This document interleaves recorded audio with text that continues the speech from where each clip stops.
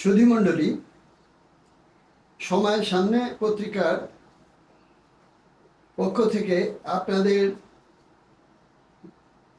আজকে মুখোমুখি হবার জন্য নিয়ে এসেছি আমাদের দুইজন সম্মানিত কৃষক নেতা, বাংলাদেশ কৃষক ক্ষেত মজুর সমিতির জাতীয় কৃষক ক্ষেত মজুর সমিতির সভাপতি অধ্যাপক আব্দুস সাত্তার এবং সাধারণ সম্পাদক মোশাররফ হোসেন নান্নু। বাংলাদেশের কৃষক আন্দোলন এবং এই কৃষক আন্দোলন এর রাজনৈতিক যে পরিধি এবং গন্তব্য, সেগুলো নিয়ে মূলত আমরা আলোচনা করব। তো আমি প্রথমেই জনাব অধ্যাপক আব্দুস সাত্তারকে এর কাছে জানতে চাচ্ছি যে আমাদের দয়া করে কি জানাবেন যে বাংলাদেশের কৃষক আন্দোলনের সমস্যা সংকট কি এবং সেই সংকট থেকে উত্তরণের উপায় কি?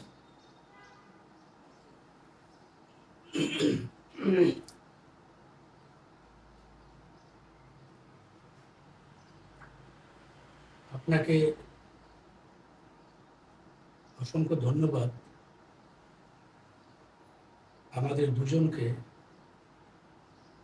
এখানে ডেকেছেন কৃষক আন্দোলন এবং কৃষক আন্দোলনের ভবিষ্যৎ এ সম্পর্কে কিছু জানা বোঝা এবং আমাদের অভিজ্ঞতা আপনাদেরকে শেয়ার করার জন্য। আমি প্রথমেই বলতে চাই, বাংলাদেশের কৃষক আন্দোলনের অতীত এবং বর্তমানকে ভিত্তি করে যে ভবিষ্যৎ রচিত হবে, সেখানেই প্রথমে আমি বলি যে কৃষক আন্দোলন শুধু কৃষকদের কিছু দাবি দেওয়ার বিষয়টার মধ্যেই সীমাবদ্ধ নয়। এই কৃষক আন্দোলন হচ্ছে একটি পরিপূর্ণভাবে রাজনৈতিক আন্দোলন। আমি এখানে বলি যে একটু অতীতে যদি আমি যাই বা আমরা যাই, তাহলে দেখব যে ব্রিটিশরা যখন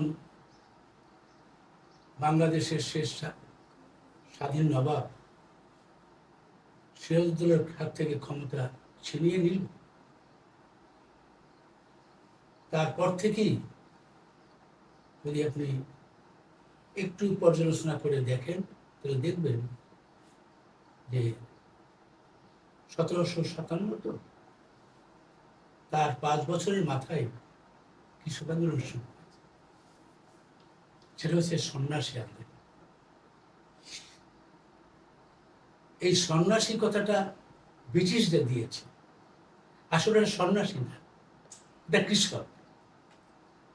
কৃষকরা যখন জমিহার হয়ে যায়, অত্যাচার নির্যাতনে যখন বাড়িঘর ছাড়া হয়, তখন তাদের মধ্যে থেকে এই বিষয়টা আসে যে আমরা কি করতে পারি। তখন মজনু শাহ সহ বেশ কিছু কৃষক বেরিয়ে আসলো যে এর বিরুদ্ধে আমাদের লড়াই করতে হবে। তখন কৃষকদের কোনো কাঠামোগত সংগঠন ছিল।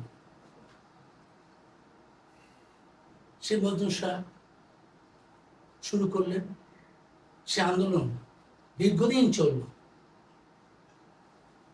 অত্যাচার নির্যাতন সহ্য করে মজনু শাহ এবং তার সাথে অন্যান্যরা, এবং সেখানে শুধু মুসলিম সম্প্রদায়ের লোক না, হিন্দু সম্প্রদায়ের লোকজন একইভাবে সে আন্দোলনে সাড়া দিল। এবং ওই আন্দোলনটা একটা অসাম্প্রদায়িক আন্দোলন ছিল, কৃষকদের বাঁচার আন্দোলন, তার টিকে থাকার আন্দোলন, পাশাপাশি ব্রিটিশদের বিরুদ্ধে একটা বিদ্রোহের আন্দোলন।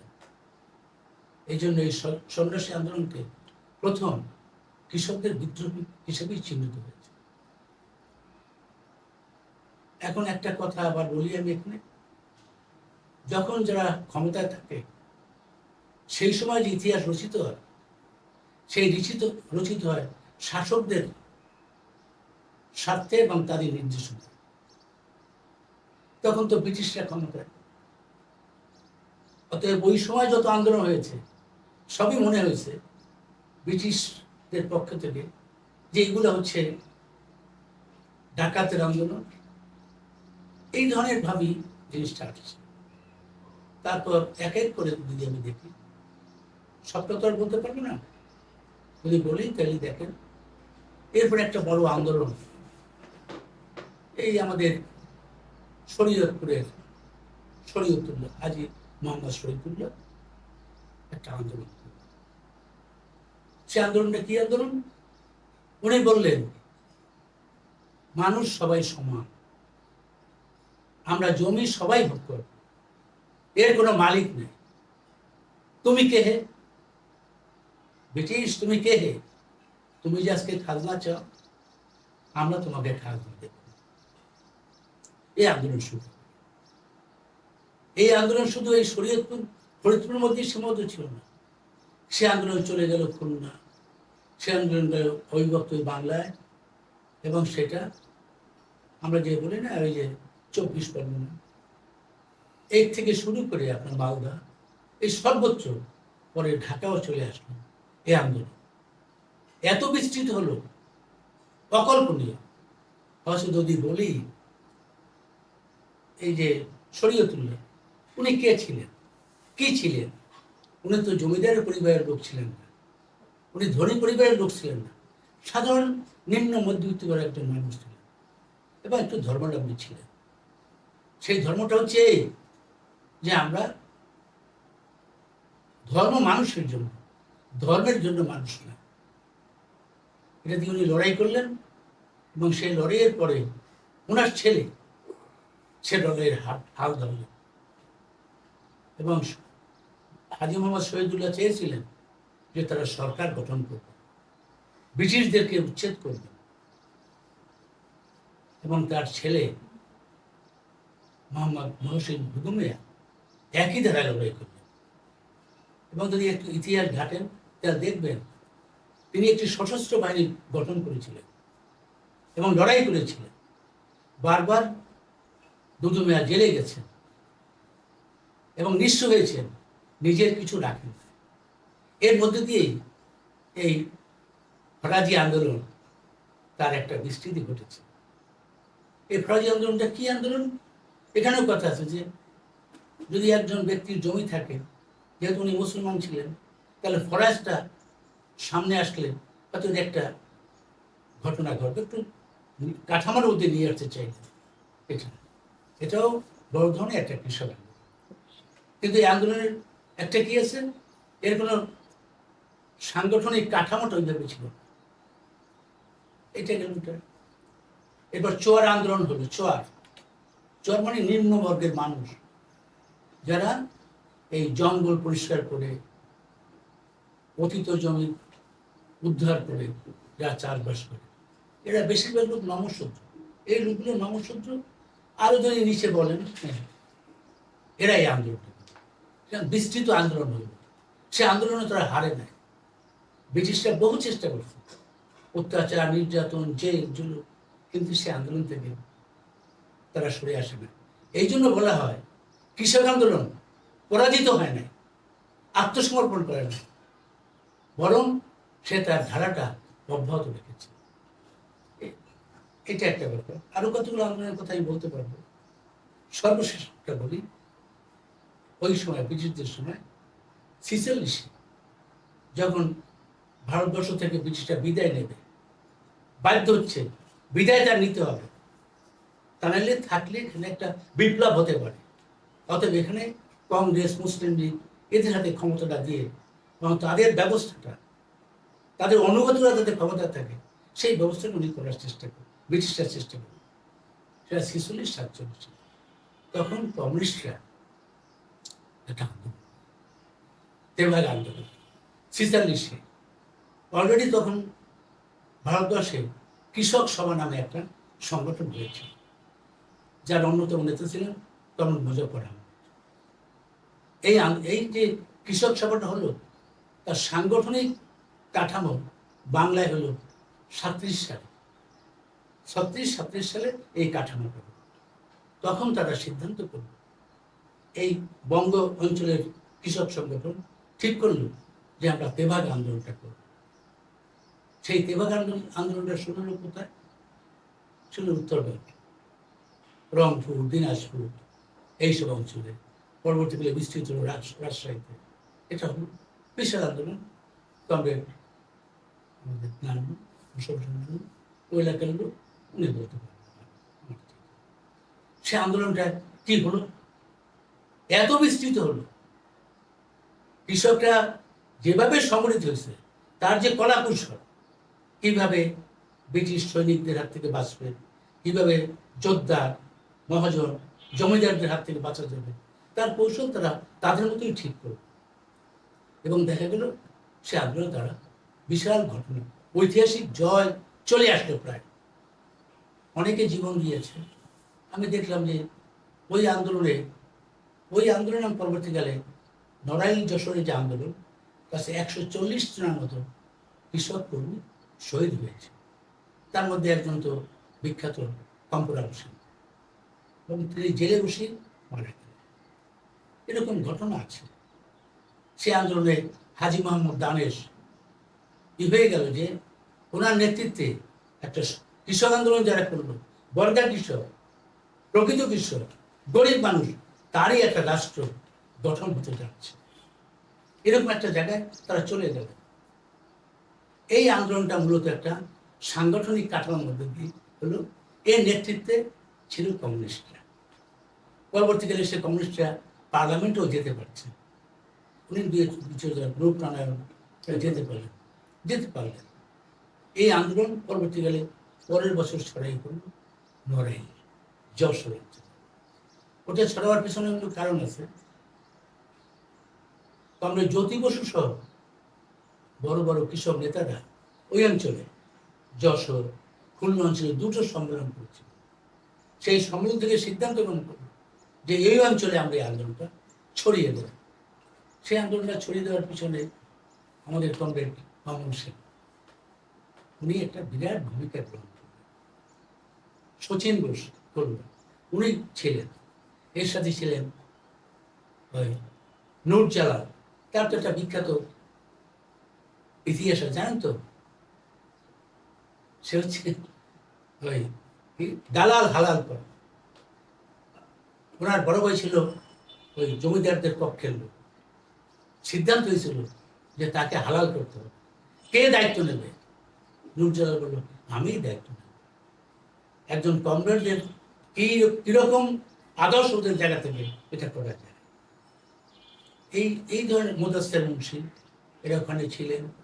কমরেড আব্দুল হক, উনি এই আন্দোলনের সাথে ছিলেন, এবং আরো অনেকে আন্দোলনের সাথে ছিলেন। সে আন্দোলন তো একটা বিশাল, মানে একটা তাৎপর্যপূর্ণ আন্দোলন হয়েছিল।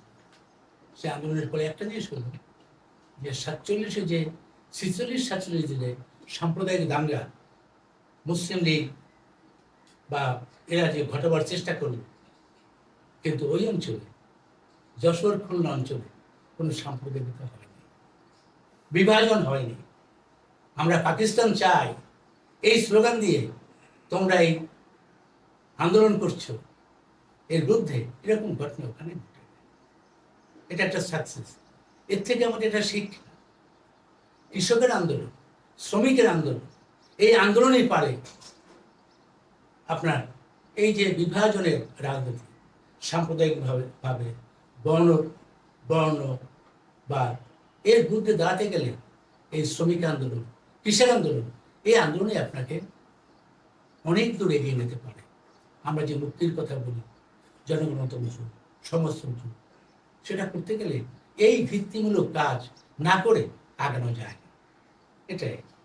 এরপর আপনার এখানে যে কথাগুলো আপনি বললেন, আমি ছোট্ট করে একটু জানতে চাচ্ছি যে নবাব সিরাজউদ্দৌলার সৈন্যবাহিনী থেকে শুরু করে এরপরে যে কৃষক আন্দোলনগুলো বিভিন্ন নামে, যেমন সন্ন্যাসী আন্দোলন, তারপরে এই যে ফরাজি আন্দোলন, তারপরে তেভাগা, তেভাগা আন্দোলন, বা তার তেভাগা আন্দোলনের আগে যে তিতুমিরের বাঁশের কেল্লা ধরেন, তিতুমিরের বাঁশের কেল্লা, এবং আপনার তেলেঙ্গানার আন্দোলন, এই যে আন্দোলনগুলো, এই আন্দোলনগুলো সম্পর্কে একটা চিন্তাধারা আছে যে এগুলো রাজনৈতিক আন্দোলন না, এগুলো অর্থনীতিবাদী আন্দোলন। এই বিষয় এবং এইগুলো রাষ্ট্র ক্ষমতা দখলের জন্য এই আন্দোলনটা গুলো করা হয় না। এটাকে কৃষক আন্দোলনের একটা সীমাবদ্ধতা হিসেবে দেখা হয়। এই বিষয়ে যদি ছোট্ট করে একটু মন্তব্য করেন, তাহলে আমরা উপকৃত হতে পারি। এটা যারা এই কথাটা বলে এটা আংশিক সত্য, পূর্ণ সত্য। আপনি যদি মজদুর আন্দোলন করেন, সে আন্দোলন ব্রিটিশদের বলতে, এবং সেই আন্দোলনের মধ্যে দিয়েও তার চিন্তা ছিল ব্রিটিশদের হটাতে হবে। তাই এটা রাজনৈতিক আন্দোলন না? এবং এরা সবাই তো রাষ্ট্র গঠন করেছে। তাহলে তিতুমিরও রাষ্ট্র গঠন করেছে, তিতুমির করেছে, সিধু কানুদের রাষ্ট্র ছিল, শমশের গাজীর রাষ্ট্র ছিল, সকলেরই তো রাষ্ট্র, আলাদা রাষ্ট্র চিন্তা ছিল, গঠনও করেছিল। শমশের গাজী তো করেছিল। হ্যাঁ, শমশের গাজী। এবং সেই শমশের গাজীর যে এডিটা বলা হচ্ছে যে উনি 1-1.5 বছর সময় পেয়েছিলেন, তার মধ্যে উনি যে জনহিতকর কাজ করেছিলেন সেটা মানে ভাবতেই লাগে যে এইরকম কাজ উনি করতে পেরেছিলেন। তাহলে এই ব্যাপারগুলো কিন্তু আছে। তারপর যে নানু ওই যে কণ্ঠে ভাই নানু জাগো বাহে, জাগো বাহে, নুরুদ্দিনের হ্যাঁ, নুরুদ্দিনের এই যে ঘটনাটা, এটা আলোড়ন সৃষ্টিকারী ঘটনা। এই ঘটনা দিয়ে আপনি বললাম রংপুরে এই যে ঘটনাগুলো, তারপরে নুরুদ্দিন, এরপরে যে আমি বলি যে শরীয়তুল্লাহ, তারা তো পরিষ্কারভাবে বলেছে আমি এই ব্রিটিশদেরকে মানি না, এরা দখলদার, এর বিরুদ্ধে আমাদের দাঁড়াতে হবে। এরা দারুল হর্ব। হ্যাঁ, এরা যে কতখানি আগানো ছিল, তারা সশস্ত্র বাহিনী গঠন করেছে তাদের মতো করে। আবার একটা ধরেন বাকরগঞ্জে একটা আন্দোলন হচ্ছে, বাকরগঞ্জে তোমার বাড়ি, তার নাম হচ্ছে বাল্মীকি বোলাকি শাহ, ওর নাম হলো বোলাকি শাহ। বাকরগঞ্জ এখন যেটা আমরা বাকরগঞ্জ বলি না, আগে তো জেলার নামই ছিল বাকেরগঞ্জ, পরে বরিশালটাকে করা হয়েছে। যে বাকেরগঞ্জ, সেইখানে বোলাকি শাহ নামে একজন লোক ছিলেন, তিনিও কৃষক ছিলেন, কিন্তু স্বাধীন চেতা কৃষক ছিলেন। তহসিলদার, আগে তো নায়েব আছে না, জমিদার, এদের অত্যাচারে উনি ডাক দিলেন কৃষকদেরকে, আমরা এই অত্যাচার মানব না, এদেরকে খাজনা দিয়ে ট্যাক্স দিয়ে আমরা থাকবো। উনি একটা বাহিনী গঠন করেন। এবং এই আপনি বরিশালে যেয়ে থাকেন, নানুতে গেছে, সামনে গেছে, বরিশাল শহর থেকে 10 মাইলের মধ্যে সুবান্দিয়া একটা জায়গা আছে, সেখানে উনি একটাই করলেন, দুর্গ করলেন। দুর্গ করেছে মাটি দিয়ে, সেই দুর্গের মধ্যে সে কামান তৈরি করেছে, কামার শালা করেছে, এবং সেইটা যখন ব্রিটিশরা টের পেয়ে যায় তখন তারা আক্রমণ করে, সেখানে যুদ্ধ হয়। সেই যুদ্ধে আমাদের উনি পরাজিত হন, উনি পালিয়ে যান, অনেকে মারা গেল, আহত হইল। এটা বরিশাল ইতিহাস। এবং বরিশালের লোক এই যে ঘটনাটা আলোড়িত হয়। বরিশাল তো চলনচলের লোক, বরিশাল মানে বরিশাল পটুয়াখালী, এই তো বরিশাল। এবং এখানে এই ধরনের কিন্তু লড়াইয়ের ঘটনা আরো আছে। মোরল সাহেবের বিরুদ্ধেও লড়াই করছে বাগেরহাটের লোক, শরণখোলা, তারা ওখানেও লড়াই হয়েছে। লড়াই ছাড়া কিন্তু কোনো ঘটনা ঘটে না। এটা নীল চাষের বিরুদ্ধে যে লড়াই হলো, এটাও তো একটা বিশাল কৃষক বিদ্রোহ। নীল চাষের ব্যাপারটা 1857 সালে যে যুদ্ধটা হলো, সেটাও তো কৃষক বিদ্রোহ। আর যে 58-57, ওটাও তো সিপাহী বিদ্রোহ না, স্বাধীনতার সংগ্রাম। প্রথম স্বাধীনতা সংগ্রাম হিসেবে ওরা আখ্যায়িত হচ্ছে, কার্ল মার্ক্সই পরে ওরা বলেছেন তাই। ফলে ব্যাপারটা কিন্তু আমরা যারা এই কথাটা বলি, হ্যাঁ, তারা আসলে মার্ক্সীয় দৃষ্টিভঙ্গিতে আমরা কথাটা বলি না। আমরা বলি যে এরা বলি খাজনা দেব না, তার মানে আমি খাজনা দেব না এটাই শেষ কথা না। আমরা এখন আপনি এটা আপনার আমরা বলি যে এই কৃষক আন্দোলন মূলত রাজনৈতিক আন্দোলন। অবশ্যই এইটা আমরা বলি। আপনার এই যে একটা খুবই আমাদের আলোচনার যে শুরুটা হলো, সেটা আমি মনে করি অত্যন্ত চমৎকারভাবে হয়েছে। এই পার্সপেক্টিভটা খুব দরকার ছিল। তো এখন না, আপনি এটা বাদ দিয়ে তো খণ্ডিতভাবে কৃষক না, আন্দোলন দেখতে পারবেন খণ্ডিতভাবে না। আমাদের কৃষক আন্দোলনের এবং গোটা রাজনৈতিক আন্দোলনের যে শক্তি, সেই শক্তিটা সংগ্রহই করতে হবে এই ইতিহাস থেকে। জি। এটাই হচ্ছে আমাদের সেই ওইটাই আমাদের ঐতিহ্য, ভিত্তি। এটাই হচ্ছে ভিত্তি। তো এই কারণে আমি অত্যন্ত আনন্দিত যে আপনি সঠিকভাবে শুরু করেছেন। আশা করি এরপরেও আমরা সেইভাবে যেতে পারবো।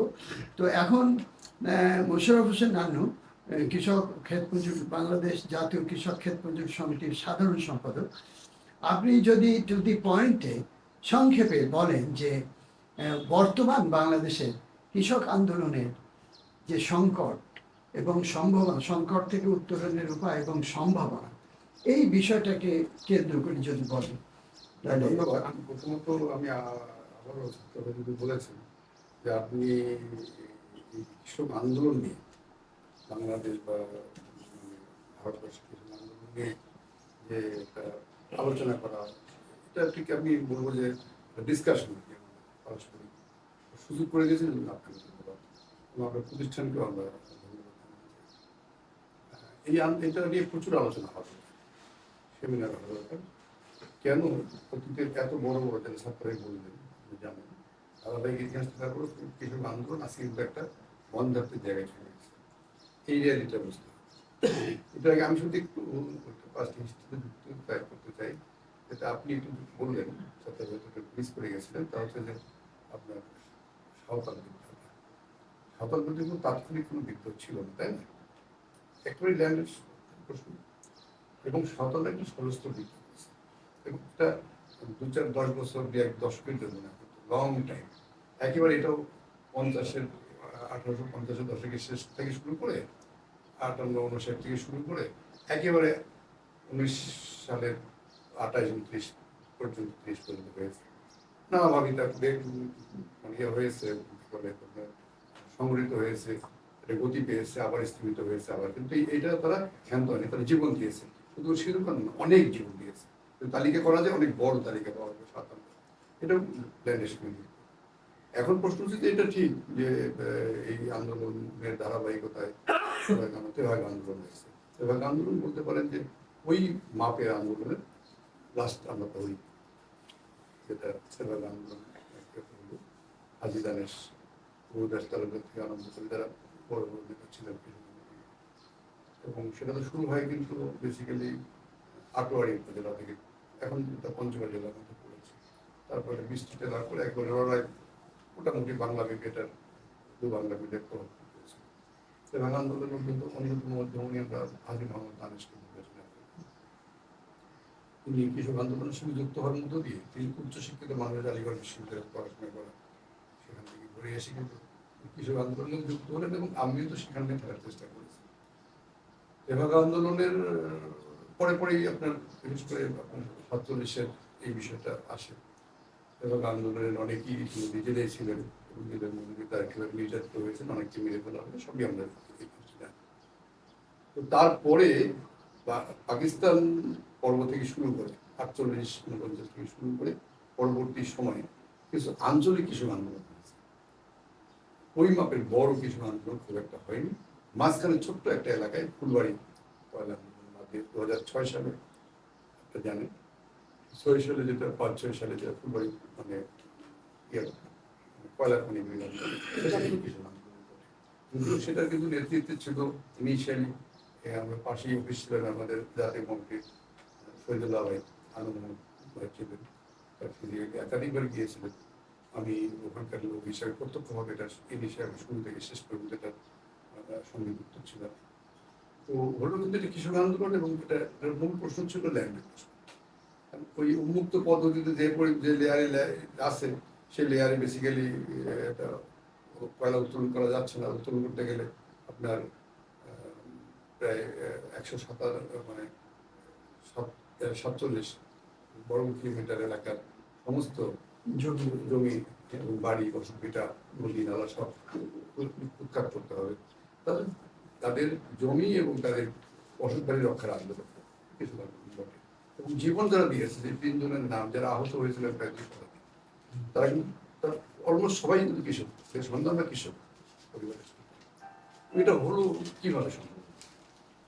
তাদের হাতে অতীতে কিন্তু একটা অস্ত্র বহন করার সুযোগ ছিল, অস্ত্র বহন করেছিলেন। এখানে কিন্তু কোনো অস্ত্র ছিল না, অস্ত্র ছিল না, অস্ত্র ছিল না, কিন্তু কৃষকের অস্ত্র ছিল না। তাদের মনোবল, তাদের সংগঠিত রূপ এবং এটা একত্রে অনেকগুলো সংগঠন নিয়ে যাত্রা শুরু করলেও পরবর্তীতে কিন্তু অনেকেই অনেক বড় রাজনৈতিক দলের নেতারা কিন্তু নিষ্ক্রিয় হয়ে গেছিলেন। কৃষকরা এই আন্দোলনটাকে বিশেষ করে তেল গ্যাস কিন্তু এটা পরিণতির জায়গায় নিয়ে গেছিলেন। 6 দফা চুক্তি স্বাক্ষরিত হয়েছে, সাক্ষাৎকারে আছে সম্পূর্ণ এখনো আপনার এখনো পূর্ণ বাস্তবায়ন হয় নাই, কিন্তু এটা ঠিক যে ওখানে এখন মুক্ত করা যায়। ইভেন ওই আন্দোলনে যেসব কথা আমরা বলেছিলাম তার এখন বাস্তব এই যে বড় প্রক্রিয়া কয়লা খনি 5 সালে শুরু হলো। এই কয়লা খনি তো এখন দেখা যাচ্ছে যে আন্ডারগ্রাউন্ড যতটুকু কয়লা উত্তোলন করা হবে এটা 27 মধ্যে আর কয়লা পাওয়া যাবে না। এটা মিটু মিটু করে জ্বলছে, সবগুলো 3টা একসঙ্গে চালানো যাচ্ছে না কয়লা ব্যবহার অথবা কয়লা সংকটের কারণে। ইতিমধ্যে বিশাল এরা একটা দেবে গেছে, প্রায় 30 ফিট 35 ফিট 40 ফিট দেবে গেছে, ওখানকার কলেজ, ওই বড় প্রক্রিয়া কলেজ, বাজার, বড় লোকের হাট, যেটা বড় হাট, রাস্তা, বাড়ি ঘর, পাড়া সব কিন্তু ওখান থেকে 1.5 কিলোমিটার 3 কিলোমিটার দূরে নিয়ে যাওয়া হয়েছে। তাহলে এটা ঠিক যে বড় বড় বিশেষজ্ঞরা যা বলছেন, কৃষক তার জীবন দিয়ে কিন্তু অনেক বেশি উপলব্ধি করতে পারছেন যে আমার কৃষি এবং কৃষক হচ্ছে বাংলার অস্তিত্ব। এটা কিন্তু আমাদের কৃষকরা বলছেন। রাজনৈতিক দলের মধ্যে আপনি একটু বললেন সেটা যে রাজনৈতিক আন্দোলন, যেমন আপনি ট্রেড ইউনিয়ন মুভমেন্ট, তার তো আসলে তার জীবিকার জন্য, তার জীবনের নিরাপত্তার জন্য তার মজুরি মুভমেন্ট, মজুরি বাড়ানোর মুভমেন্ট, সেটা আমরা জানি। ট্রেড ইউনিয়ন মুভমেন্টের সঙ্গে রাজনৈতিক মুভমেন্ট বহিস্থভাবেই যুক্ত করতে হয়, তাই তো? কৃষক আন্দোলন যেগুলো সেটা আমরা আপনারা বললেন, সেখানে কিন্তু সশস্ত্রভাবে হয়েছে, সেখানে জমির অধিকারের প্রশ্ন ছিল। আপনি পূর্ণাঙ্গ রাজনৈতিক মুভমেন্ট হলো রাজনৈতিক মুভমেন্টের পার্ট ছিল, তাই না? এবং এই কৃষক আন্দোলনের, এই তেভাগ আন্দোলনের পরে যে উনি বললেন আমাদের যে রূপনারায়ণ বাবু, 2 জন সেই সময় এমপি নির্বাচিত হয়েছিলেন, তার মধ্যে থেকে হয়েছিলেন আমার জ্যোতিবাবু আর ওখানে রূপনারায়ণ বাবু। এই যে মানুষ তাদেরকে এই আন্দোলনের মধ্য দিয়ে নেতা হিসেবে মেনে নিলেন। ঠিক আমার উপজেলা চিরিরঙ্গাই প্রথম 4 জন হত্যা করা হয়েছে, তাদেরকে ব্রিটিশ সেনাবাহিনী হত্যা করেছে 4 জানুয়ারি। এই ঘটনাগুলো কিন্তু মানুষ মানে, এবং তার মধ্যে 2 জন থেকে আদিবাসী, ওই জীবনের আদিবাসীরা জীবন দিচ্ছে। তারা কিন্তু ল্যান্ডলেস, তারপর তো জমির অধিকারের জায়গাটা কিন্তু থাকছে না। এই জায়গাটাকে আমাদের উপলব্ধি করতে হবে। এটা আসলে প্রত্যেকটাই রাজনৈতিক উপাদান আছে, রাজনৈতিক উপাদানকে বিকশিত করার দায়িত্ব যে রাজনৈতিক দলগুলোর। সেই জায়গায় কিন্তু এত কিছু সমস্যা ব্যর্থতা থাকতে পারে, সেটা আমাদের নিঃসন্দেহে গভীর পর্যালোচনা দাবি রাখে। এই জায়গাটা আমি ওইটা বললাম। আপনি পরবর্তীতে এখনকার প্রেক্ষিতে যেটা বলছেন, কৃষি এবং কৃষি ব্যবস্থা বড় রকম কিন্তু একটা পরিবর্তন ঘটে গেছে।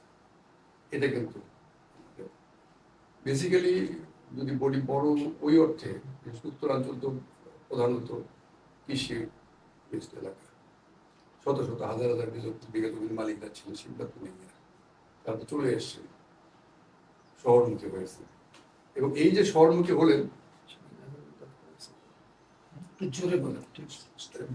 শহরমুখী তারা হলেন, শহরমুখী বা তাদের হচ্ছে যোদ্ধাই তো ওখানে আছে, তাই না? সেখানে তারা একসময় আদি করতো, এই আদিটা কিন্তু আদি তো শেষ হয়ে গেছে। আদিদার করতে ভাগাটা যদিও হাতিদানের জোর করে সাথে দিতে ভাগা অফিসিয়ালি কার্যকরী করেছে ওই সময়। উনি কিন্তু 86-তে মারা গেলেন, 1986 সালে মৃত্যুবরণ করলেন। তো এটা কার্যকর নেই, সে অর্থে এখন কার্যকর নেই, অফিসিয়ালি কার্যকর আছে, বাট মাঠে কার্যকর নেই। তো এই সময়ে আমরা যেটা বলতেছি যে এই জায়গাটা কিন্তু আর জোরদারটাও ওটা ভেঙে গেছে। কৃষি উৎপাদনে কিন্তু আর পুরোনো পদ্ধতির মেকানাইজেশন চলে এসেছে। মেকানাইজেশনের কারণে এটা কিন্তু আরেকটা ফর্মে চলে গেছে। খোদ কৃষক যারা কি এখন ক্ষুদ্র জমির মালিক থেকে আরম্ভ করে একটু মধ্য কৃষক বড় কৃষক, তার বড় অংশ কিন্তু তার সরাসরি কৃষির সঙ্গে যুক্ত না, তার কন্ট্রাক্টে চলে গেছে। এটা একটা ব্যাপার। আরেকটা হচ্ছে কৃষি, মানে যেটা আপনি প্লান্টেশনের ক্ষেত্রে যে চাষবাস বা যা, সেগুলো মেকানাইজেশন ঘটে গেছে কিন্তু আচ্ছা, এইখানে আপনি এই আলোচনার গভীরে যাওয়ার আগে যদি এই যে আপনি কতগুলো কথা বললেন যে ভূমিহীন কৃষক, ক্ষেত মজুর, তারপরে ছোট কৃষক, ক্ষুদ্র কৃষক, তারপরে একটু অবস্থাপন্ন কৃষক, এই যে এদের মানে বাংলাদেশের সমগ্র জনগণের কত ভাগ এরা, এবং এরা কি পার্সিয়ালি কৃষক নাকি সম্পূর্ণ কৃষক? তো এইগুলো মানে একটু পরিসংখ্যান যদি জানা থাকে তাহলে একটু যদি বলেন। এটা এটা এটা রিয়েলি মানে যদি বলেন একেবারে দেখেছি। এটা আমি বলছি, এটা পরিসংখ্যান একটা আমরা আউটডোরে দিতে পারবো। ঠিক আছে, ওকে। এখন এই আমি যেটা কথা বলছি, এইটার কথা বলার উদ্দেশ্য হচ্ছে যে আসলে কৃষি ব্যবস্থার মধ্যে, কৃষি উৎপাদন প্রক্রিয়ার মধ্যে একটা বড় রকম চেঞ্জ হয়ে গেছে এবং চেঞ্জের মধ্যে মধ্যস্বত্ব ভূমিকা চলে গেছে। যেমন কৃষক, ক্ষেত মজুররা কিন্তু ক্ষেত আর তো এখন বিশেষ করে মেকানাইজেশনের কারণে এটা কিন্তু এখন তো এই ইয়া দিয়ে ঘাস মারতেছে খেতে, একটা বিষ কি পেয়েছে, শুধু ধানটা মারা যাবে না কিন্তু ঘাসটা মারা যাবে, এই ঘটনাটা হচ্ছে। তাই লেবার ইয়েটা ওখানে ইয়া লাগছে না, ক্ষেত মজুরটা ওইভাবে কার্যকর হচ্ছে না। আর আপনি লাঙ্গল তো বললাম, যে লাঙ্গল হচ্ছে প্রথমত আসলে হচ্ছে আমাদের পাওয়ার টিলার, এখন তো পাওয়ার টিলার নাই। আপনি তো জানেন যে একসময় ট্র্যাক্টর ছিল বড়, যে জোরদার, পাকিস্তানের মধ্যে গেছে অল্প কিছু পরিবারে। তারপর কিন্তু এখন তো এসছে যেমনভাবে, এখন তো রোটাভেটর এসছে সব জায়গায়, ছোট বড় সব, তাই না, একবারে একসঙ্গে চাষ করে দিয়ে চলে যাচ্ছে, পানি দিচ্ছে। যারা পানি দিচ্ছে, আগে ছিল বাংলাদেশের নদীমাতৃক দেশ, নদী নালা খাল বিলে ভরপুর, সেখানেও আমরা মানে স্থলের পানি, উপরের পানি দিয়ে কিন্তু চাষবাসটা হতো। এখন কিন্তু সে নদী নালা খাল বিল সব ভরা হয়ে গেছে, পানি আমরা আন্ডারগ্রাউন্ড তুলতেছি। আন্ডারগ্রাউন্ডে আমরা প্রথম তো ডিপ আপনার স্যালো, আগে ডিপ টিউবওয়েল, আপনি আর ওইদিকে গেলাম না, আগে কিন্তু ডিপ টিউবওয়েল করেছিল বিএডিসি, তাই তো? তো আলাদা নাম তো বাংলাদেশ বিএডিসি নাম, নিঃসন্দেহে জানেন সব। ওইটা দিয়ে ডিপ টিউবওয়েল তো বাংলাদেশে ভরপুর খুব বেশি চালু হয়নি। তারপরে আসবে স্যালো মেশিন, এখন স্যালো দিয়ে আর পানি পাওয়া যায় না, এই লেয়ার এত বেশি তুললে আন্ডারগ্রাউন্ড পানি তোলার কারণে নিচে নেমে গেছে। এখন সাবমার্সিবল পাম্প লাগে, দেখো সাবমার্সিবল পাম্প 1.5 লক্ষ টাকা 2 লক্ষ টাকা লাগে, এগুলো কৃষকের পক্ষে সম্ভব না। এটা কিন্তু মধ্যস্বত্ব ভূমিরা, ওই মধ্যস্বত্ব ভূমি বারবার ঘুরে আসছিল, মধ্যস্বত্ব ভূমিরা তারা ওটা দিচ্ছে এবং তারা ওই অঞ্চলে ওই গ্রামে পানিটা দিচ্ছে, বড় টাকা কিন্তু ওখান থেকে কৃষি উৎপাদনের একটা বড় অংশ কিন্তু তারা দিচ্ছে। তারপরেও যে ইন্টারেস্টিং ব্যাপারটা হচ্ছে খোদ জমির মালিক তারা কিন্তু আর জমি চাষ করছে না, বড় অংশ তারা কন্ট্রাক্ট দিয়ে দিচ্ছে একদম ল্যান্ড। কারণ এই যে আপনার দরিদ্র জনগোষ্ঠী, ভূমিহীন জনগোষ্ঠী, তার শ্রম ছাড়া দেওয়ার কিছু নেই, সে মনে করছে যে সে তার হিসাব নিকাশ করে পানিটা কিনতে কত টাকা লাগছে, বীজটা কিনতে কত টাকা লাগছে, সারটা কত টাকা লাগছে, ওষুধ দিতে কত টাকা লাগছে, এই হিসাব নিকাশ করে তার শ্রমের 1 পয়সা মূল্য না ধরে সে ওইটুকু, তার ওই শ্রমটা, অন্য জায়গায় শ্রম দেওয়ার জায়গা নেই, ওই শ্রমটা নিয়ে তিনি বেঁচে আছেন। আর একজন ক্ষুদে কৃষক, সেও বলছে আমি চাষ করলে আমার যে লেবার কিনতে হবে, আমি সেটা দিয়ে এটা লাভ করতে পারছি না, ফলে ওই লেবারটা সে মুনাফা হিসেবে নিচ্ছে। এই জায়গাটা কিন্তু একটা বড় রকম উলটপালট হয়ে গেছে।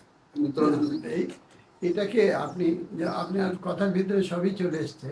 কৃষক যখন জমিতে যায়, কৃষক কি হারে তার কি ভূমিহীন হওয়ার প্রবণতা বৃদ্ধি পাচ্ছে নাকি কমে গেছে? কৃষক কি ভূমির মালিক হচ্ছে নাকি ভূমিহীন হচ্ছে? আমি বেসিক্যালি ভূমিতে প্রবেশ করার সময় এই প্রথম সমস্যাটা হলো এইখানে। দ্বিতীয় সমস্যাটা হলো সে ভূমি, আপনি যেটা বলছেন যে প্রযুক্তি, যে চাষ করা। তৃতীয় সমস্যাটা হলো তার মানে সার। চতুর্থ সমস্যা হলো তার বীজ। পঞ্চম সমস্যাটা হলো তার পানি। তার মানে এই যে প্রতিটা জায়গায় আপনি যেটা বলেছেন যে মধ্যস্বত্বভোগীর প্রবেশ, অনুপ্রবেশ, এবং শেষ পর্যন্ত কৃষক যে পরিবহন করছে, যে হিমাগার বা ইত্যাদি জায়গায় যে রক্ষণাগার, যেটা সংরক্ষণের যে জায়গা, সেখানে সে বাধা মানে চাঁদা দিতে হচ্ছে। তার মানে ব্যাংকে সব জায়গায় তাকে ওই চাঁদা দিতে হচ্ছে, এবং শেষ পর্যন্ত পরিবহন সেক্টরকে, সেখানে ট্রাকে ভাড়া এবং চাঁদাবাজি এবং বাজারে এসে চাঁদাবাজি, এই প্রতিটা জায়গার মুখোমুখি তাকে হতে হচ্ছে। কিন্তু পটল এবং শিম এবং বরবটি এবং ঢেঁড়স এই ধরনের এবং ধান এবং পাট যত কৃষি পণ্য আছে সবগুলো কৃষি পণ্য জমিতে দাম কেজি 1 টাকা 8 আনা। পেঁয়াজ যেমন এখন পেঁয়াজের দাম হলো 3 কেজি পেঁয়াজ আমি গত পরশু দিন 100 টাকা কিনেছি। এবং বুড়িগঙ্গা নদীতে পেঁয়াজ, অনেক বেশি দামে কিনেছে।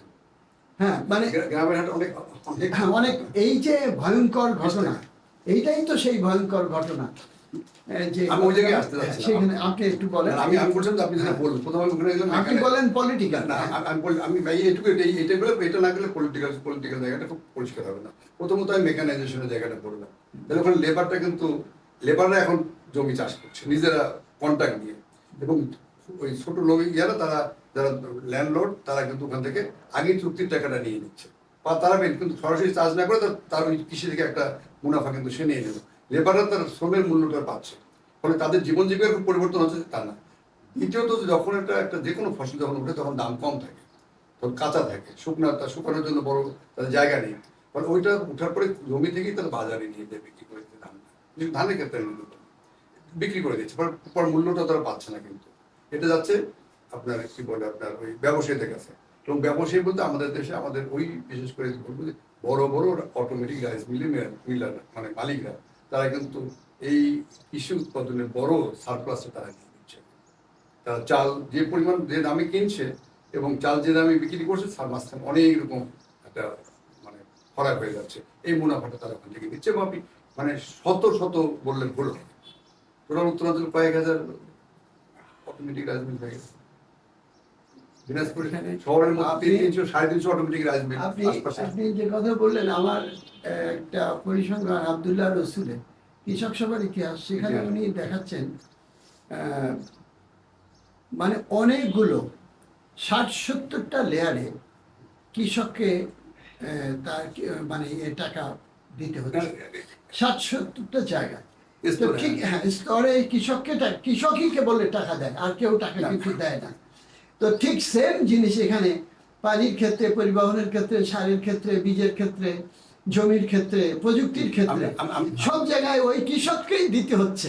আমি আরেকটা জায়গায় আসছি, দেখেন আমরা এটা যদি ঔপনিবেশিক কথা বলি বা নয় ঔপনিবেশিক যাই বলেন না কেন, এখানে কিন্তু এখন তো টোটাল সিটটা কিন্তু তার 70-80% কিন্তু কিছু সিট বাইরে থেকে আসে, কিছু সিট এখানকার কোম্পানি বানাচ্ছে। এটা কৃষকের সাথে কোনো সম্পর্কই নেই, এবং সিট আপনি 100 সিট ওদের পরে আবার আপনাকে কিনতে হচ্ছে। তাহলে এই ব্যবসাটা চলে গেছে ব্যবসায়ীদের কাছ থেকে, মাল্টিনেশনাল কোম্পানির কাছে চলে গেছে। 100 সিট বন্ধা বীজ দিচ্ছেন, বন্ধা বীজ একবারে বেশি শেয়ার উৎপাদন দিচ্ছেন। এই যে পরিবর্তনটা হয়ে গেছে, তাহলে বীজের ক্ষেত্রে একটা পরিবর্তন হয়ে গেছে, তার কৃষক তার নিজের বীজ সংরক্ষণ করতে পারছে না, পানিতে একটা ব্যবসায়ীর কাছে চলে গেছে। তারপর আপনি যে কীটনাশকের কথা বলছেন, কোনো ফসল কীটনাশক ছাড়া হবে না। বেগুন আমরা যা খাই তা বিষ খাই আমরা, বিষ। একদিন পর পর বেগুন খেতে বেগুনে স্প্রে না করলে তৃতীয় দিন কিন্তু সেখানে পচন করে। বেগুনটা কিন্তু বেশি সেন্সিটিভ, এবং এটাই এই যে এটা এটা এটা আপনি জানেন যে একটা স্প্রে করলে এটা মিনিমাম মানে 2 মাস তার প্রতিক্রিয়া থাকে।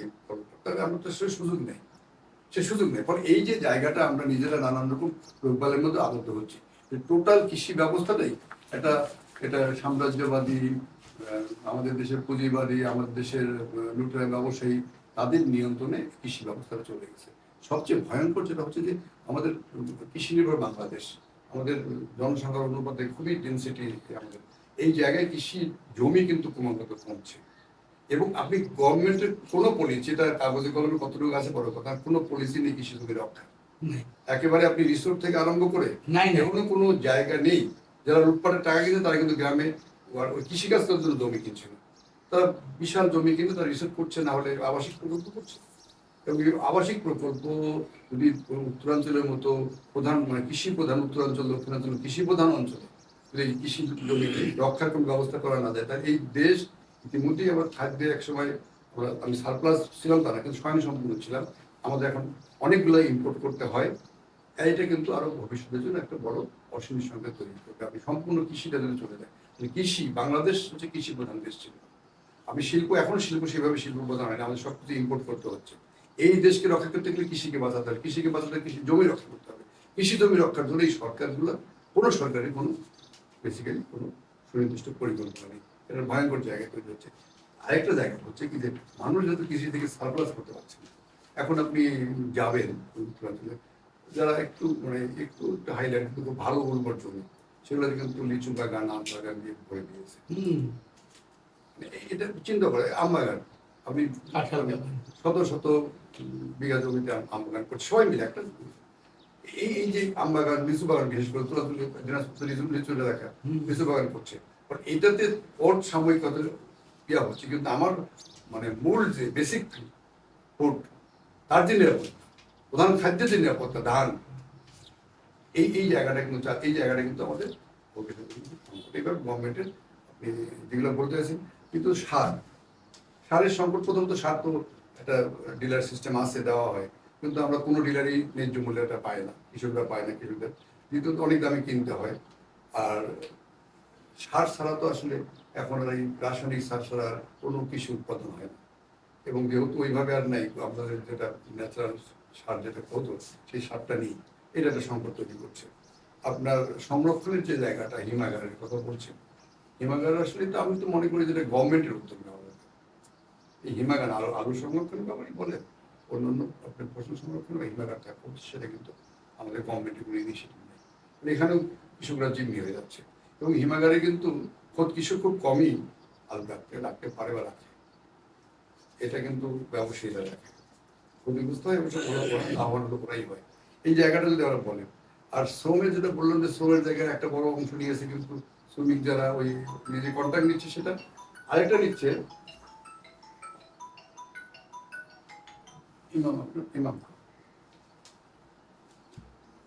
আমি কি করছি ধরে বলেন, তো এটা যে এটা আপনি মানে যেটা বলছিলাম যে এই যে আপনার কোন বিষয়ে বলছিলাম আমি, হ্যালো, এই যে আপনার কৃষিতে যে কৃষি হিমাগার, লেবার হ্যাঁ, শ্রমের কথা হ্যাঁ, বলছি। শ্রমিক তো নিজে এটা করছে, সেখান থেকে তার একটা হচ্ছে।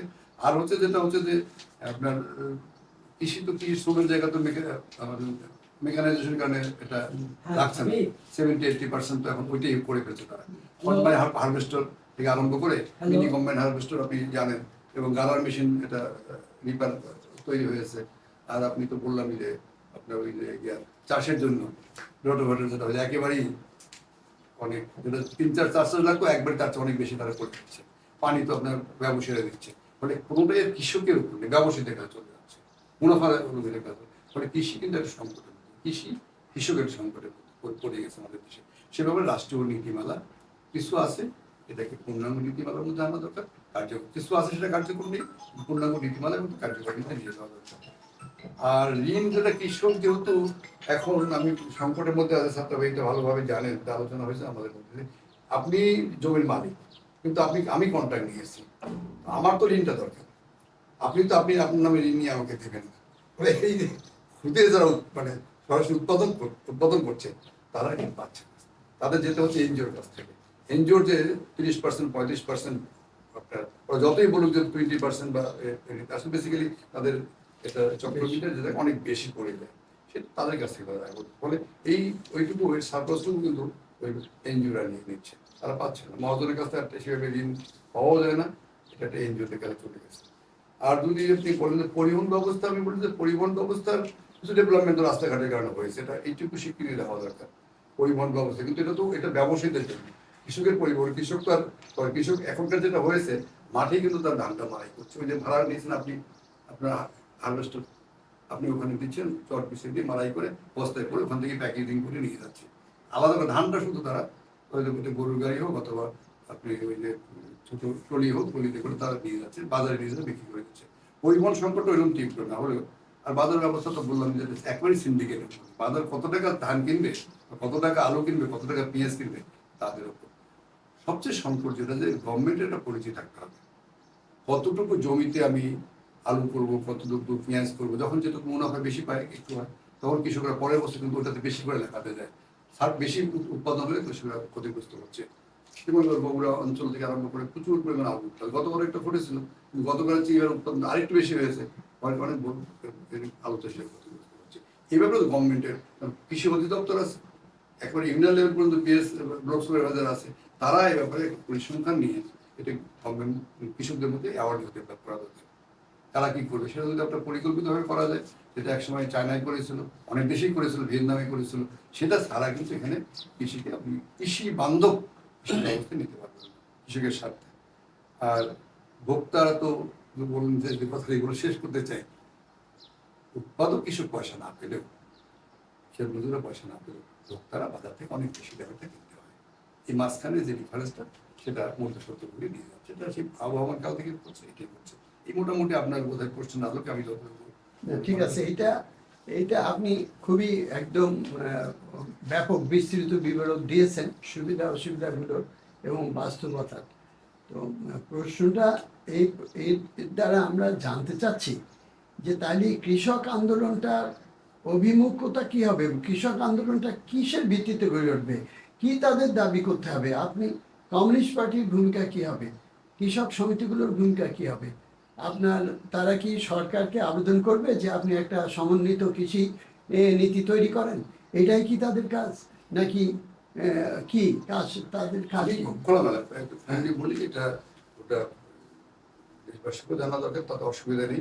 প্রথমত কৃষক আন্দোলনে যারা নেতা ছিলেন, সে আপনার কি বলে আমাদের ওই হাজী দানেশ থেকে আরম্ভ করে অমর সেন থেকে আরম্ভ করে যারা ছিলেন, যাদের কথা উনি বললেন কৃষক আন্দোলন করেছিলেন, তারা কিন্তু কৃষক আন্দোলনকে যেভাবে নিষ্ঠার সাথে করেছিলেন, সেই কৃষক আন্দোলনের কর্মীর কিন্তু একটা সংকট আছে, লেগে পড়ে থেকে লাগাতার কাজ করার সংকট আছে, এটা বুঝতে হবে। এটা কিন্তু এই স্বীকৃতিটা যদি থাকে, তাহলে এই জায়গাটা কৃষক আন্দোলনে কৃষকদের মধ্যে লেগে পড়ে থাকার নিষ্ঠার সাথে কৃষক সমস্যাটাকে, এটা তো আপনাকে জড়িত করতে হবে, সংকটটাকে চিহ্নিত করেন। না, সেটা আপনার এখানে আমি একটু আমি এখানে একটু হ্যাঁ, সেই সাত্তার ভাইয়ের কাছে আমি এটা আমার যেটা আপনি বলেন প্রসঙ্গক্রমে আপনার যেটা মনে বলতে ইচ্ছে হচ্ছে যে প্রসঙ্গে সেটা বলেন। আমি শুধু এর সাথে একটা অ্যাড করছি যে তাহলে এখন বাংলাদেশের কৃষকরা কি আন্দোলন করবে নাকি সরকারের কাছে আবেদন করবে, এটাই তাদের রাষ্ট্র ক্ষমতা দখলের আন্দোলনে তাদের অভিমুখতাটা কিভাবে গড়ে উঠবে, কিভাবে তারা শ্রমিকদের সাথে মিলেমিশে রাষ্ট্র ক্ষমতা দখল করে যাবে? ওইটা দেখা যাচ্ছে। আমি একটা মিনিট বলে নিয়ে ছাত্রের বলুন। প্রথম কথা হচ্ছে যে কৃষকরা যে দাবি দেওয়া, কৃষক প্রথমত তার ইনিশিয়ালি তার দাবি নেওয়া চার্টার রেডি করবে, সেটা গভর্নমেন্টের কাছে যেসব দাবি নেওয়া পূরণ করে সেটা করবেন। কিন্তু অতীত অভিজ্ঞতা থেকে এটাই প্রমাণিত হয় যে কোনো দাবি দেওয়া সব গভর্নমেন্টের কাছে দিয়ে, বেসিক্যালি গভর্নমেন্ট তো এই ব্যবসায়ীদের গভর্নমেন্ট, এই লুটেরাদের গভর্নমেন্ট, সরকার যদি আমি বলি, কোনো ব্যক্তিকে আমি ধরছি না, দলকেও না ধর, তার এই গভর্নমেন্ট এটা কার্যকর করেনি। তেভাগা থেকে আরম্ভ করে আমরা সেই আপনার যদি পুরনো কৃষক আন্দোলনের দৃষ্টি উনি বললেন, এটা গভর্নমেন্ট করবে, তাই এটা কিন্তু রাজনৈতিক সংগ্রামের রূপ দিতে হবে, তার সংগ্রামের মধ্য দিয়ে তার অভিজ্ঞতা থেকে বুঝতে শিখবে। এইখানেই হচ্ছে রাজনৈতিক দলের বা পার্টির সাথে কৃষক আন্দোলনের যোগসূত্রের ব্যাপার। জোর করে সবাই আপনাকে একসঙ্গে রাজনীতিতে যুক্ত হবে ব্যাপারটা এরকম না, কিন্তু আন্দোলনের ধারাবাহিকতা থেকে রাজনীতিক এই কৃষক আন্দোলনের রাজনীতির বাইরে কোনো টেরিনার মুভমেন্ট না, শুধু অর্থনীতিবিদ আন্দোলন, এটা রাজনৈতিক সংগ্রাম। সেই জায়গায় যেখানকার সংগঠকরা, যেটা আপনি বলতে চাইছেন লেগে পড়ে থেকে আর করতে হবে, সেখান থেকে রাজনৈতিক সংগঠনের রূপান্তর ঘটানো এবং রাজনৈতিক রিক্রুটমেন্ট করা, এর মধ্যে কৃষক আন্দোলন আপনি বললেন বিপ্লবী ধারায় দাঁড় করাতে পারবে। একটা বিপ্লবী কৃষক আন্দোলনের ধারায় দাঁড় করাতে পারলে বিপ্লবী ট্রেড ইউনিয়নের সঙ্গে যুক্ত হবে এবং এই আন্দোলনের সামনে যে রাজনৈতিক পার্টি, বিপ্লবী পার্টি থাকবেন, কমিউনিস্ট পার্টি বা বিপ্লবী পার্টি, যারা সমাজ বিপ্লবে বিশ্বাস করে, সমাজ বিপ্লবের জন্য রাজনীতি করছেন, সেই রাজনৈতিক ধারায় একত্রিত হয়ে কেবলমাত্র এই সমাজ, সেটাই আমার প্রশ্ন, আপনি ঠিকই বলছেন, এইটাই আমি জানতে চাচ্ছি। এটাকে যোগ করতে না পারলে, হ্যাঁ, এটা না পারলে তাহলে বিচ্ছিন্ন ভাবে শুধু কৃষক আন্দোলন দিয়ে, আমাদের 200 বছরের ইতিহাসে আমরা কৃষক আন্দোলনে শুধু কৃষকরা ক্ষতিগ্রস্ত হয়েছেন, ট্রেড মুভমেন্টের সঙ্গে খুব লাভবান হতে পারেনি। রাজনৈতিক সংগ্রাম, কৃষক আন্দোলন এবং শ্রমিক আন্দোলন থেকে আগত নেতৃত্বকে যদি সামনে নিয়ে আসা না যায়, এই রাজনৈতিক আন্দোলন তার ফ্রন্ট লাইনে আসলে গতি পায় না। আমি শুধু একটা আমার ব্যক্তিগত অভিজ্ঞতা, কারণ আমি নিজে ওখানে এই 1-1.5 বছর পড়েছিলাম তো ফুলবাড়িতে, জানি এটা টোটালি এই কৃষক খেতমজুররা ভোরে 6টার সময় উঠে তার এটা অর্গানাইজ হচ্ছে, আমার মাটি আমার মায়ের সেনা দেখে দেবো, ছোট্ট স্লোগান, কিন্তু আমার মাটি আমার মায়ের সেনা দেখে দেবো, আমার জমি যাবে, ধান ক্ষেত যাবে, জিরাত যাবে, আমি কোথায় যাবো? আমাকে টাকা দিলে তো আমি টাকা দিয়ে একটা জায়গায় জমি কিনে বাড়ি করতে পারবো, আমি কমিউনিটি পাবো না, আমার 3 জায়গায় চলে যেতে হবে। এই যে মানুষের উপলব্ধি বোধ, এই উপলব্ধি বোধ কিন্তু তার দেখেন কিভাবে একটা বড় অভ্যুত্থানের মধ্য দিয়ে সেদিন কিন্তু সরকার ওই এলাকায় কিন্তু একেবারেই আপনার মানে 3-4 দিন তো জনগণের নিয়ন্ত্রণে ছিল, কিন্তু 3-4 দিন কোনো চুরি ডাকাতি হয় না। জনগণ যদি এটা নেতৃত্ব দেয়, কোন একটা জিনিস মিসইউজ যায় না, একটা কারো চুরি হয়নি। এই যে নিরাপত্তা, কারো কোথাও মানে নিরাপত্তার সংকট হয়নি, এই জায়গাটাকে বিবেচনা করতে হবে যে কৃষক আন্দোলনকে যদি এই ধারায় নিয়ে যেতে পারি, সারা দেশটা কিন্তু এটা ফুলবাড়ি বানানো যায়, তাহলে কৃষক আন্দোলন রাজনৈতিক আন্দোলনে যেমন একটা মানে পরিপূরক শক্তি হিসেবে দাঁড়াবে কৃষক আন্দোলন, শ্রমিক আন্দোলন যদি দাঁড়ায়, তাহলেই রাজনৈতিক আন্দোলনের গতি পাবে।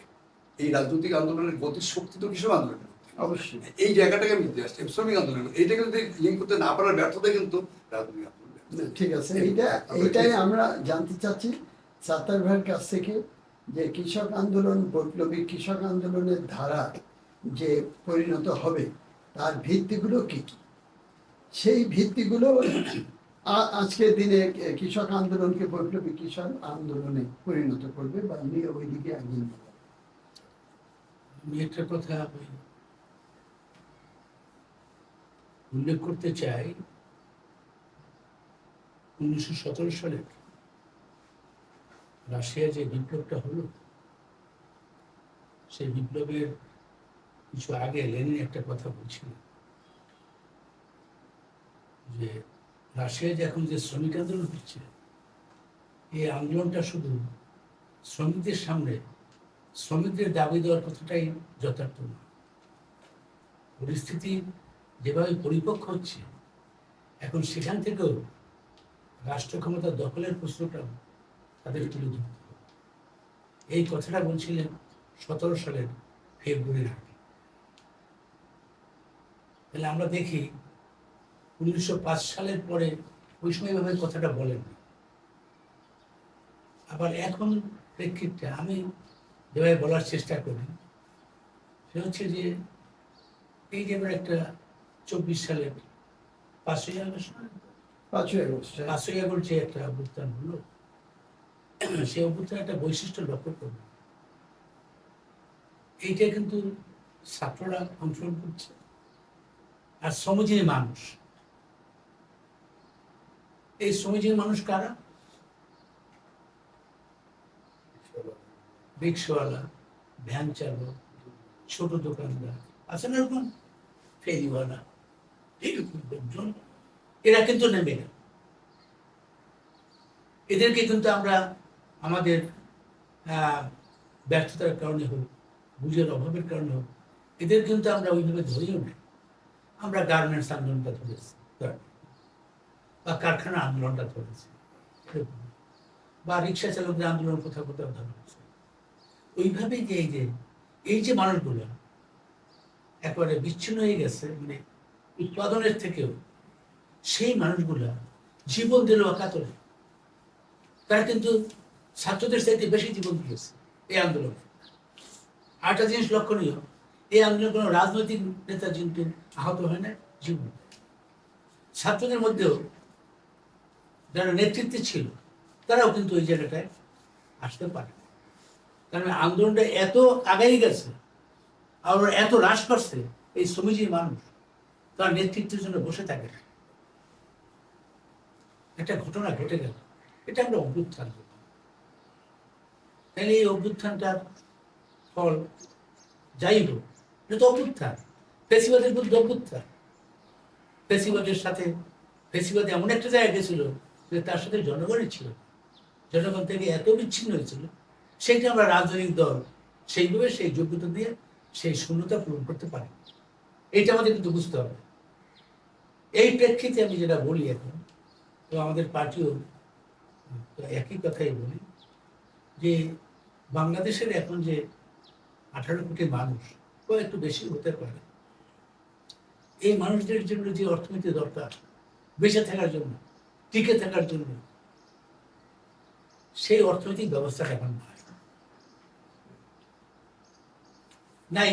এই কারণে যে এখানে যারা রাষ্ট্র ক্ষমতায় এর আগেও ছিল, এখনো আছে, তারা ওই সাম্রাজ্যবাদের সাথে গাঁটছাড়া হয়ে থাকতে চাচ্ছে। এই প্রেসক্রিপশনের বাইরে জনগণের দাবি কি, জনগণ কি চায়, কিভাবে জনগণ বাঁচতে পারে, শ্রমিক, কৃষক, সাধারণ মানুষ, সেটা তার কিন্তু এজেন্ডার মধ্যে নাই। গতকালকে আমি একটা সভা করছি কৃষকদের মধ্যে, এই ফরিদপুরে। তারা অনেক কথা বলল, তার মানে কৃষিকাজ করলে লাভ করা যায় না, বেচতে গেলে দাম পায় না, তাই না? পথে ঘাটে নানা ধরনের চাঁদা আছে না? আবার কিনতে গেলে, সার কিনতে গেলে 20 টাকার সার 25 টাকা, 25 টাকার সার 30 টাকা, ডিজেলের দাম ওই রকম। আবার এখন তো যান্ত্রিকরণ শুরু হয়েছে, গ্রামে এখন কোথাও পাবেন না। আমি একটা জরিপ করছি, যেহেতু আমি কৃষক আন্দোলনে আছি এবং আমি এটা পাই, এর মধ্যে একটা স্বাদ পাই। আমি কৃষকদের কাছে জিজ্ঞেস করলাম যে আচ্ছা আপনার কতটুকু জমি? আমি 1 একর জমি ছিল আমার বাবার, আমি অর্ধেক পেয়েছি। তারপরে তো কৃষক, আর জমি কি করেন? আমি 2 বিঘা জমি বন্ধক রাখি, বন্ধক কিন্তু লিজ, এখন আর বর্গা নাই, কিন্তু আমি লিজ রাখি। এই লিজ রেখে আমি জমিটা চাষ করে আমি বছরের খাবারটা কিন্তু আমি জোগাড় করতে পারি। এইটা না আমার কাজ। আমি ওখানে দেখলাম এটা আমার নিজের গ্রাম, এবং ওখানে একটা আমার আছে, ইন্টারেস্ট আছে, এই কারণে সেটা আমি বলিনি আপনাকে। আমি ওখানে একটা বর্গ আন্দোলন করেছি, সেটা আমাদের এই কৃষক সমিতি ইতিহাসের মধ্যে আছে। আমাদের যে ভাই আছে না, আমজাদ ভাই, বাংলাদেশের কৃষক আন্দোলন ইতিহাস, তার মধ্যে সৌভাগ্য আমার, তো ওই চ্যাপ্টারটা উনি কোথা থেকে উল্লেখ করছেন আমাকে বলেন দেখি। বেশ, হ্যাঁ লেখা আছে, পেয়েছে, হ্যাঁ, না লেখা পেয়েছে, সেটা আমার নামই আছে। আমার নামই লেখা। হ্যাঁ, সেটা কি হয়েছে, আমাদের দক্ষিণাঞ্চলে তেভাগা হয়েছে দিয়ে উল্টা তেভাগা। আচ্ছা, জমির মালিক পায় 2 ভাগ, কৃষক পায় 1। আর একটা আছে চৌদ বর্গা, কোন সময় শোনেন চৌদ বর্গা, সেটা হচ্ছে জমির মালিক চরাঞ্চল, তো চরে কৃষক পরিবার পাঠিয়ে দেয় একটা ভূমি, ওখানে একটা টুঙের মতো ঘর করে থাকতে পারে, ওইখানে কৃষক পরিবারটা চলে যাবে, ওখানে সে চাষবাস করবে, ওই পুঁজিটা ওই মালিক দেবে। তাই ওখানে যে আয় হবে তার 4 ভাগের 1 ভাগ ওই বর্গের কৃষকটা পাবে, আর 3 ভাগ মালিক না। এইটা আমাদের এই ভোলা, বরগুনা, পটুয়াখালী, পিরোজপুর এই অঞ্চলে এটা ছিল। এবং এটা একটা কাহিনী আছে, সেটা হচ্ছে আপনার জমি দখল করতে গেলে ওই রকম লোক আপনার রাখতে হবে, রেখে একটা আক্রমণ হইলেও ওই লোকটাকে মেরে ফেলতে হবে, আপনি মারবেন। মারলে কি হবে? একটা মার্ডার কেস হবে না? তার মার্ডার কেস কাট দেবেন, যারা আপনার বিপক্ষ তাকে মার্ডার কেস দেবেন। অদ্ভুত কিভাবে কি কাজটা করে, এই নিষ্ঠুর ব্যবস্থাটা ওই অঞ্চলে ছিল। আমি ভোলা গিয়ে শুনলাম একজন, সে এরকম জমি এরকম 14টা দিয়ে কিভাবে খায়, আর সেখানে ছাগল পালে, মহিষ পালে, তাও দেখতে হবে, বগুল পাতা হয় তাও দেখতে হবে, ধান পান হয়, এবং ওই নিয়ে আস। আমার ইচ্ছে হলো আমি, সেটা হচ্ছে আমাদের স্বাধীন হওয়ার পর 76-77 সালে আমি কর্মসূচিতে বললাম, দাদা আমাদের এলাকাতে এই অবস্থা, এইখানে বন্ধ আন্দোলন করা যায় না। দাদা বললেন যে উনি কিন্তু জানেন, উনি বরিশালেও কিছুদিন কাজ করেছেন, বরিশালের যোগাযোগ ছিল, তোমার এলাকায় কাজ করা যায় না এই কারণে, বরিশাল এলাকাটায়, আমি বরিশাল শহর আশেপাশে এলাকায় ঘনবসতি করল, এখানে ওইরকম বড় যোগদান নাই, ওটা ভোলা ট্রাক তো আছে, ওটা হবে না। আমরা যে আমার এলাকার কৃষকরা কিন্তু ক্ষতিগ্রস্ত হচ্ছে, আমি চেষ্টা করবো করে দেখো। আমি এই কৃষকদের সাথে আলাপ করতে করতে তার হাজির 76-77 সালে আমি আমার গ্রামে, আশেপাশের গ্রামে শুরু করি, তেভাগা না কিন্তু অর্ধাভাগ শুরু করলাম, আদি এই আরম্ভ হলো। আমি আমার পিছনে আমাদের তখন কৃষক মুক্তি সমিতি আমাদের সংগঠন, বাংলাদেশ কৃষক পরিষদ। হ্যাঁ, সেখানে রাশেদ খান একটা সভাপতি, এই মাহমুদ হাসান মানিক বুঝিয়ে সেটাই এই তাই আমরা শুরু করলাম। তখন রমন সিংকে ওখানে নিলাম, আপনি একটু বুঝান, সংগঠকদের একটু বুঝাবেন কিভাবে কি করবে না করবে। উনিও বুঝালেন। আমরা শুরু করলাম প্রথম যে আমরা কোনো বর্গা চাষি যারা অর্ধভাগ মানবে না তাদের জমি চাষ কেউ করবে, এই জায়গাটা থাকে। তখন কৃষকরা বললো যে আমি মানলাম, আর একজন যদি চাষ করে। তখন ঠিক হইল যে আমাদের যে সংগঠন, একটা যদি সংগঠন শক্তিশালী হয় তাহলে ওই বর্গা কৃষক আমাদের কথার বাইরে গিয়ে জমি চাষ করবে, তারপরে টিকে থাকা লাগবে না, এটা তো কঠিন হবে। দেখলাম ঠিকই আমাদের পক্ষেই লোক বেশি হয়ে গেল, বর্গা কৃষক বেশি তো। এবং ওই সময় তো জানেন 60-এর দশকে, 70-এর দশকে এবং 80-র আগ পর্যন্ত প্রায় 90% পরিবার তো কৃষি কাজই করতো, আমরাও কৃষিকাজ করছি। আমি নিজে দুর্ভিক্ষের পরের বছর 75, হ্যাঁ। হ্যাঁ, আমি ইরি চাষ করছি নিজে। তখন বিড়ি ছিল না, কিন্তু ইরি ছিল। হ্যাঁ, এবং ওই সেচ যন্ত্রটা সরকার দিত বিএডিসির মাধ্যমে, তারা দিত, খুব খেয়াল রাখতো।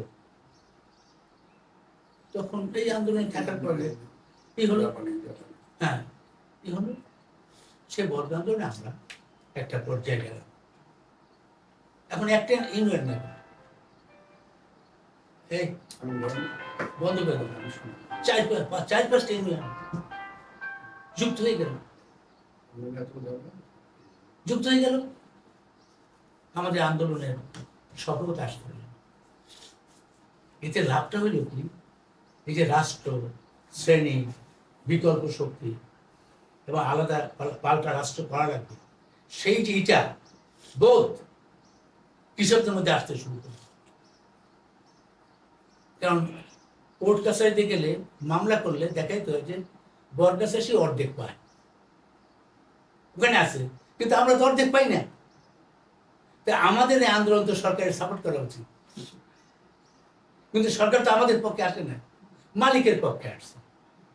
মালিকরা মামলা দিচ্ছে আমাদের বিরুদ্ধে, আমাদের 25-30 জনের বিরুদ্ধে, যারা জঙ্গি, অস্ত্র নিয়ে ধমক দেয়, কাউকে জমিতে নামতে দেয় না, ইত্যাদি যা যা বলা লাগে। এই দেখা গেল যে আত্মীয় স্বজন, আমার আত্মীয় স্বজনই তো জমির মালিক, আমার চাচারাই তো জমির মালিক। আমার বাবা কথা বললে তার ছেলে নামতে, এই জন্য সবাই তো নাম নেমে গেল। এটি শেষ পর্যন্ত জেলা প্রশাসন হস্তক্ষেপ, আমাদের কারণ না, ওদের কারণে। তারা ডাকলো, আমাদের এলাকায় বসলো, এডিসি রেভিনিউ, এসডিও, কথা শুনলো। বর্গা শ্রেণীদের পক্ষে আমি কথা বলছি, বর্গা কৃষকের কথা বলছি, মালিকদের পক্ষে ওদের কথা বলছি। আমরা হিসেব হিসেব দেখাই দিচ্ছি, আমরা লিপে লিখে দেখাই দিচ্ছি যে কিভাবে লোকসান হয়। বর্গা শ্রেণী তো লাভ করতে পারে, বরঞ্চ নিজের যেটুকু আছে সেটুকু দিতে হবে। হ্যাঁ, এডিসি রেভিনিউ আমাদের স্বীকার করত, এই কেবল স্বীকার করলে উনি একসময় ছাত্রজ্ঞান করতেন, ওটা 2 জন ছাত্রজ্ঞান করতেন, স্বীকার করতেন, কিন্তু মালিককে আমাদের কথা শুনল। তো ওই বছর আমাদের অনেক এলাকার জমি আর চাষ হয় না, সবাই চলে যাচ্ছে। স্যার দিয়ে করবে কি, রোপণের একটা সময় আছে, কিন্তু তা হলো না, জমি খিল করে রইল। এর পরের বছর অনেক মালিক একটু নমনীয় হইল, নমনীয় হইতে হইতে এখন সেই অর্ধভাগ, এখন তো অর্ধভাগ নেই, এখন 3 ভাগও চাষ করতে চায় না। এখন একটা বিস্তীর্ণ এলাকা, আমার দেখি আমার পাশের 2 ইউনিয়ন পরেও আরেকজন লোক কৃষক, আতার মল্লিকের নাম, সে শুরু করলো। এরকম মোটামুটি একটা আন্দোলন বিরাট ব্যক্তি লাভ করল। এই আন্দোলনের মধ্যে আমাদের একটা শিক্ষা হইল, আমরা যে নদী পারাপার করি নৌকায়, জমির মালিকরা আমরা যে নৌকে উঠি তাতে তারা ওঠে না, আর জমির মালিকরা যে নৌকে ওঠে আমাদের কৃষকরা সেখানে যায় না। এমনকি নামাজও এক মসজিদে পড়তে চায় না, মানে বিভাজনটা এই পর্যায়ে চলে গেল। তাহলে একটা কৃষক আন্দোলন কি পরিমাণ আপনার শ্রেণী সংগ্রাম, শ্রেণী বোধ, শ্রেণী চেতনা এবং রাষ্ট্র কার পক্ষে সেবা করে এটা দেখাই দিচ্ছে। এই আন্দোলনটা সে দেখাই দিতে পারে। তো এইটা থেকেই এই যে আমি আজ পর্যন্ত এই রাজনীতি ঠিকই আছে। আমার বন্ধুরা তো অনেকেই তো হয় জাতীয় পার্টি, না আওয়ামী লীগ চলে গেল না। এই আন্দোলন আপনার একজন কর্মীকে পরিচালিত করতে পারে, এটা আমার নিজের অভিজ্ঞতা থেকে আমি দেখছি। আর দুই তিনটা কথা ওই ইতিহাসটা বলি না, তাহলে অপরাধ হবে। তখন মনীষ সিংয়ের নেতৃত্বে যে টঙ্ক আন্দোলন, সেটা বড় ঘটনা। অবশ্যই নেত্রকোনা অঞ্চলে যে ঘটনাটা, কোনো সন্দেহ নেই। ময়মনসিংহ বৃহত্তম ময়মনসিংহ। হ্যাঁ ওটা বর্ষে ময়মনসিংহ, ওটাও ময়মনসিংহ, মানে হ্যাঁ জেলা নেত্রকোনা। আচ্ছা, ওই একটা আন্দোলন, নামকার আন্দোলন সিলেটের, আর কঠিন আন্দোলন। খাদ্যের বিনিময়ে কাজ করতে হবে, বেকার দিতে হবে, কঠিন আন্দোলন। এই আন্দোলনটা কিন্তু কমিউনিস্টরা করেছে, আর মনীষ সিং তিনি কমিউনিস্ট পার্টির সদস্য হয়ে করেছেন, এটা করেছেন। যেমন কমল সেন কমিউনিস্ট পার্টির সদস্যতা পেয়েছিলেন 35 সালে থেকে। ওনার এটা তো বিরাট ব্যাপার। এরপরে বাংলাদেশ স্বাধীন হওয়ার পর কিছু আন্দোলন হয়েছে। একটা আন্দোলন ক্ষেত্রমজুর সমিতি, সেলিম সাহেব খার জমি লড়াইটা করেছিলেন, বেশ একটা তার সুবিধাজনক অবস্থা হয়েছিলেন, এবং তারা একদিকে আওয়ামী লীগের সাথে হচ্ছিলেন। একটা আমাদের একটা আন্দোলন যেটা ভবধ আন্দোলন, কমরেড ইকবাল কবির চাই তার, হ্যাঁ 42 বছর ধরে। হ্যাঁ 42 বছর ধরে এই আন্দোলনটা একটা বিশাল আন্দোলন। এই আন্দোলনটা আমাদের আমাদের আহ, আমাদের পার্টির সাথে তার সাথে যুক্ত আছে। আর একটা আন্দোলন, আমি 1 মিনিট পরে এই কিছুক্ষণ পরে কথা বলছি। আর একটা আন্দোলন কমরেড আইজুর রহমান, বিশাল আন্দোলন করেছিলেন সাতক্ষীরা। সেটা হচ্ছে জলাবদ্ধতা। ওই খালের মধ্যে পাটা দিয়ে খাল আটকে রাখে, ওই মাছ চাষ করে, পানি চলাচল করতে দেয় না, নৌকা চলাচল করতে দেয় না, একেবারে তালা অঞ্চলটাই এরকম ছিল। তা এইটার ব্যাপারে উনি আন্দোলন করেছেন ওনার নেতৃত্বে, এবং ব্যাপক সাড়া ছিল। এবং তাতে বাম রাজনৈতিক দল, আমাদের তখন যে এই কমিউনিস্ট পার্টি, আমরা বাসটা সবাই আমরা এখানকার নেতৃত্ব ওখানে গেছি। সে আন্দোলনটা আমাদের পরবর্তীকালে উনি একটা ভূমিহীন আন্দোলন করেছিলেন মৃত্যুর আগ পর্যন্ত, এবং শত শত ভূমিহীনরা ওনার সাথে যুক্ত হয়েছিল। সে আন্দোলনটা অভিজ্ঞতা আছে। এই আন্দোলনে কিন্তু একটা দুর্বলতার দিক হচ্ছে, আন্দোলনে যদি রাজনৈতিক কর্মী, ত্যাগী কর্মী, পরীক্ষিত কর্মী ওই আন্দোলনে না থাকে, আন্দোলন কেনা বেচা। ওনার সাথে যোগাযোগ করলেই আমাকে জমি দেবে, কৃষকরা টাকা দেয়, ওই যে নেতা। এখন অরাজনৈতিক লোক মনে করে এর মধ্যে আমি এমনিই তো টাকা পাচ্ছি, এরকম ঘটনাও ঘটেছে। সেখানে বলি যে কৃষক আন্দোলন করতে গেলে এখন সচেতন রাজনৈতিক কর্মী দরকার, পেশাদার কর্মী দরকার, তাইলে এই আন্দোলনটা জায়গা যাবে। মুশারফ নামে যে কথাটা বলি, যেটা এখন অভাব আছে। যেমন গতকালকে যে মিটিংটা করে আসলাম, আজকে আমি জিজ্ঞেস করলাম ওখানকার সংগঠন খোরশেদ মোল্লা সাহেবকে যে এই মুহূর্তে কি নিয়ে আপনি আন্দোলন করতে চান। কথা তো বললাম, সবচেয়ে গুরুত্বপূর্ণ কোনটা, যেটা ধরলে কৃষকদেরকে আমরা পাব। উনি বলেন ভূমি। কোথায় ভূমি? দৌলতদিয়া ঘাট আছে না, উপার তো দৌলতদিয়া ঘাট, ওই ঘাটের পাশ দিয়ে উপড়িয়ে গেলে নদীতে বহু জমি ভেঙে যাচ্ছে। ওটা তো একটা নদী ভাঙনের সাংঘাতিক এলাকা ভাঙছে। ওই এলাকায় মানুষ আবার চর উঠছে, তাহলে হাজার হাজার বিঘা জমি উঠছে। ওই জমি তো কেন এখন করবেন? এর আগে ভূমিরা গেছিল আওয়ামী লীগের কাছে, বিএনপির কাছে, তারা কথা দিছিল, কথা না কেন বছর টাকা টোকা খেয়ে চলে গেছে।